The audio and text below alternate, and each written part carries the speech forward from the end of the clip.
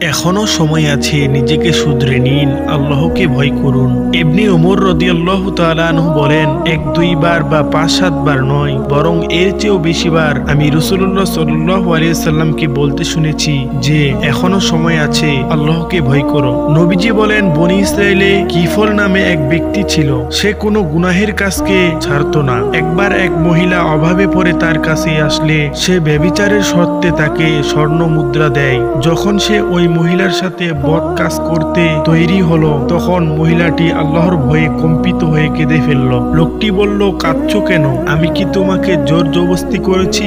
মহিলাটি বলল, না, আমি এই গুনাহের কাজ কখনো করিনি, আজ কেবল অভাবের তাড়নায় পড়ে এতে বাধ্য হচ্ছি। লোকটি বলল, অভাবের তাড়নায় পড়ে তুমি এসেছো, অথচ কখনো তা করনি, যাও তোমাকে ছেড়ে দিলাম, স্বর্ণ মুদ্রাগুলো তোমাকেই দিয়ে দিলাম। সে আরো বলল, আল্লাহর কসম, এরপর আর কখনো আমি আল্লাহর নাফরমানি করব না। পরে ওই রাতেই কিফল মারা যায়। সকালে তার ঘরের দরজায় লেখা ছিল, আল্লাহ তাআলা কিফলকে মাফ করে দিয়েছেন। সুবহানাল্লাহ।